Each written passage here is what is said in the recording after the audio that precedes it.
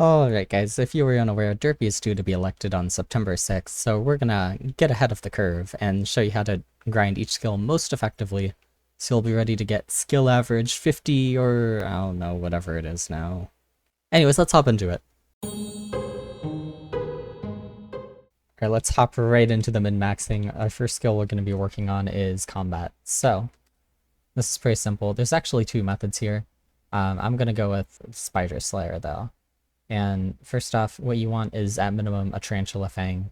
Go ahead and put Champion on it for the extra combat XP. And then it's very simple. You do the highest tier Spider Slayer you can. Honestly, you should do tier 5, but I just got level 6 for this. And then what you want to do is you want to take out your Tarantula Fang. You want to make sure you have a level 100 Legendary Tarantula for the 1.5 times combat XP. And then you just want to kill things. Alright, but basically this is the strategy. You just run around, you kill these spiders. The extra combat XP makes them way better. If you look at that, I get 128 combat XP versus 103. It also works on the mini bosses, which is where, to be honest, you're getting most of your combat XP from. Anyways, if you're able to do this with tier 5 spiders, then it makes about the same as tier 5 revs, with the added bonus that you probably won't actually lose money right now. The update is great. Anyways, yeah, that's how to level up your combat super fast without going completely broke. So, anyways, on to the next one. Alright, the next skill we're going to go over is farming, which I actually have a decent level in. Finally. So this one's very simple. So, first off, you want to get a legendary rabbit pet. Or epic, you know, if you're broke like me. Then you want to get a blessed farming tool with cultivating. Technically the tiered hoes are better, but I only do mushrooms, so, you know, I have a fungi cutter, it's fine. And basically what you're going to do is you're going to go ahead and do all these visitor offers. They're great, they're wonderful. This is not the annoying part of it. One of the things you can do if you need to save money is buy the highest craftable items from the bazaar in buyer orders, and this will help you fill visitor orders for much less. It'll save you so much money. As for the setup, technically it is better to use pest armor. Because if you see, we get 3,000 farming experience for every pest we kill. And if you have around, I think it's 300 pest chance, then your garden will fill in two rotations of pests. As much as I hate pests, they're a really good source of farming XP.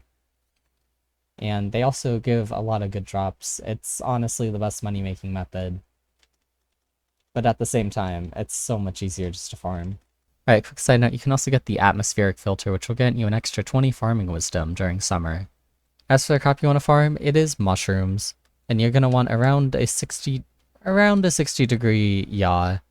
Or negative 120 if you're facing the other direction. Anyways, yeah, it's really chill. If you decide you don't want to go the pest route, then this is the easiest one to do while watching a show or something. Alright, next one is fishing, and this one's pretty simple. Basically, you just want to be fishing during events like the fishing festival. Don't mind that. Or the spooky festival. Fishing during the fishing festival has the added bonus of generally giving you a lot more fishing XP. And also at the spooky festival, you can fish up a lot more spooky mobs, which is great. It gives you spooky items and fishing XP. I think it might actually give you more fishing XP. I don't know. I don't fish that much, okay? Leave me be. Alright, I just talked to this man and he said before I can sail, I must prove I can fish. Which means we're now going to be churning over the video to someone else. A trusted associate to show you where you should be fishing not during the festivals. Because I ain't fishing. I'll help you guys, not myself. Alright, this is the Backwater Bayou, and this is where you should be fishing if it's not like during a festival or something. Like, I don't know if Derpy was in office. Anyways, this is a surprising amount of fishing progression, and if I tried to include all of it in this video, it would be like 30 minutes long. So I'll link it in the description, but basically, Squid Pet is going to get you the most fishing XP, obviously. Also, if you want to speed up your fishing process, go ahead and use auto pet rules to on cast, select your fishing speed pet, and then on combat, select the Squid Pet for maximum XP from sea creatures. Anyways, on to the next one. Alright, next up is mining, and this is pretty simple. You're going to want to be in the Dwarven mines, because most of your mining XP is going to come from commissions. As you can see, I'm getting pretty decent XP from just mining the mithril here. I do think this is more efficient than gemstone mining, just because you can very easily, very consistently complete commissions if you have a good Heart of the Mountain.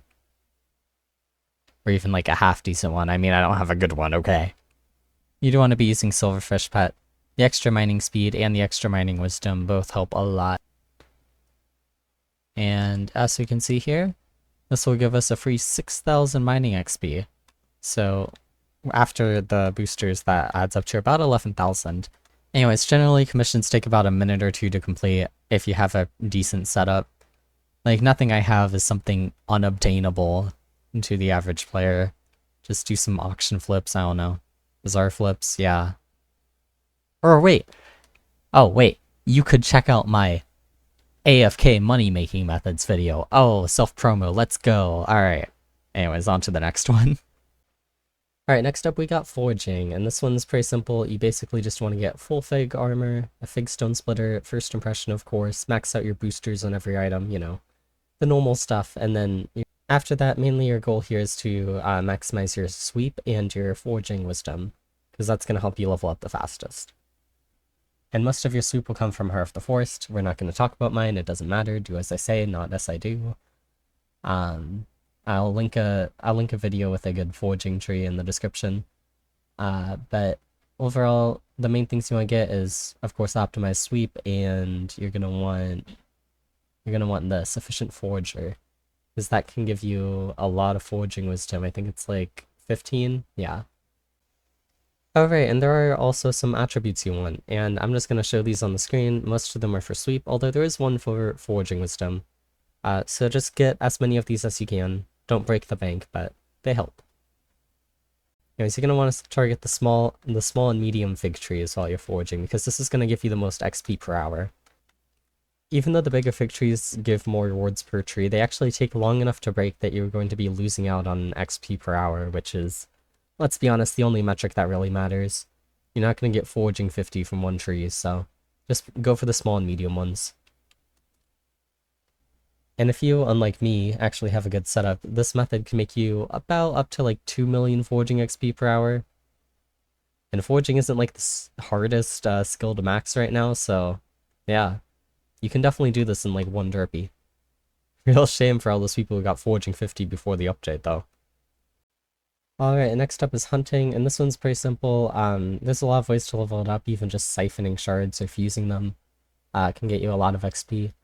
But the main way you're going to get XP in hunting is just through setting hunt traps. Setting traps in the Smoldering Tomb is a really good way to do this, because it'll guarantee you a legendary shard, which gives you the most XP. And other than that, just using salts and combining shards are great ways to get your XP up. And overall, this one shouldn't be too bad. I'll probably have a lot more progression whenever the second half of the forging update drops. Alright, the next one we're going to be focusing on is the experimentation table. And this one is pretty simple. Honestly, you just need a guardian pet. Mythic will be the best because it'll give you an extra chance to find ultra rare books and super pairs, but anything above epic will do. It'll still give you 30 enchanting wisdom. And then this one is, of course, the most mod heavy. Don't mind the fact I don't have these unlocked. I would recommend just getting all your clicks because the experiments don't really give anything too good. Most of your XP will come from the rewards themselves. And if you complete Chronometron, you're a complete nerd. Not that I've ever done that before. I wait until this number says 1 higher than your maximum clicks, so since it said I get my maximum clicks at 6, I'm going to make this say 7, and then I can close it and get my 2 clicks. I really should have leveled up enchanting before making this video, it's fine. This one, of course, same thing, 1, 2, 3, 4. And yeah, of course, it's way, way easier with mods. It's totally doable without, but this is kind of cheaty. And with super pairs, obviously, the faster you want to level up, the more you go for the XP bonuses like this. See? Plot convenience. To maximize your ability to get the power-ups, I would recommend getting these last, or whenever you have too few clicks left to get all of them. This will allow you a better chance to collect the feather or the diamond or whatever, I don't know. It makes sense. It makes sense, I just can't explain it. As you can see, 100,000 enchanting XP comes from stakes, that's just doing the experiment yourself. And 157,000 is the pairs, optimized for XP, and you'll level up pretty fast. As you can see, enchanting 30. Wait, that's actually so good. I could have looked like way less of a noob. Oh, wait. Mildly less of a noob. This pink particle cloud just appeared above my head and I don't know how to get rid of it. Help. Alright, not much to say about dungeons. Basically, you just want to get a Catacombs Expert Ring and a Scarf's Grimoire, and then you're basically as maxed as you can be for XP. You get more XP on the first few runs of a day, the first 5 runs of a dungeon, and yeah, I think you get slightly more if you complete it like 50 times. I don't know. You basically just do the highest floor you can. That's all there is to it. Anyways. Alright, now we're on to the most intensive skill of all, crafting items. It's great. If you watched my money-making methods video, you may recall me telling you to buy order mushrooms and then sell them to the NPCs for profit. And that worked.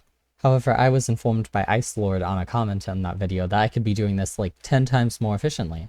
And it also grants massive amounts of combat XP, so I bought 12,800 enchanted red mushrooms. I'm gonna go ahead and flip this, and I'll just say 1616. I don't want it to sell.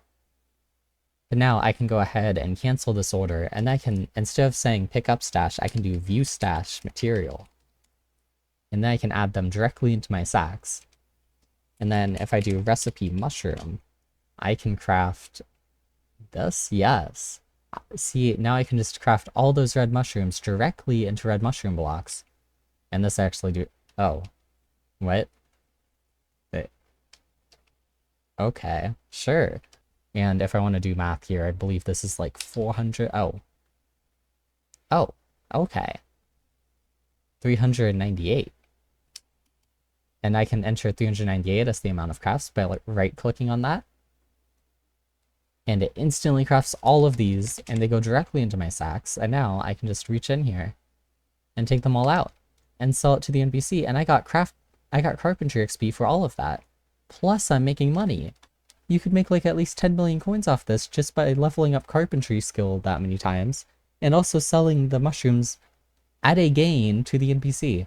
Of course, to be aware, there's a 200 million coin sell limit per day to the NPC, so you can't like use this method all the time, but overall, still pretty good. Alright, taming is pretty much a passive skill, but if for some reason you want to grind it out manually, then there is at least this owl pet which will help you get a slight amount of taming wisdom, even if it's not equipped. So if you're just leveling up pets naturally, then you're already doing a great job. You just want to focus on the thing that's going to give you the most XP of that type. If you really want to grind it, I'd honestly recommend grinding out combat, mining, or enchanting, as they all give a great deal of XP, and there's no reduced XP gain for taming. That is one thing to be aware of. Alchemy will not work for this because you get 10 times less experience than you do for any other skills, so it's going to be a giant money sink. It would take about 500 million coins to get taming 50 just through alchemy, and like 10 hours. But also at the same time, even if you don't try to work on taming at all, you will end up with taming 60 by the time you max any other skill, because you get so much taming XP. It's from everything you do. Ah yes, social skills. I have those.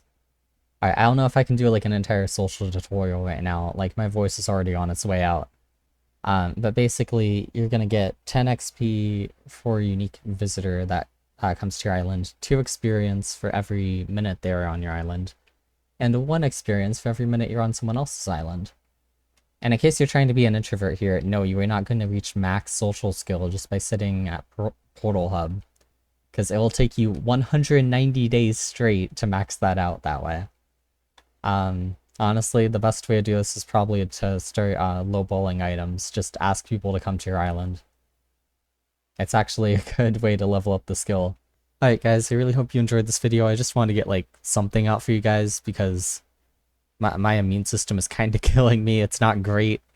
Don't love when it does this, but we'll be back again in full schedule next week. And yes, I said schedule. We're going to try to release videos on like Tuesday and Thursday. So yeah, we'll see how that goes. Anyways, if you enjoyed, be sure to like, comment, subscribe, all that good jazz. And I will see you next week. Bye!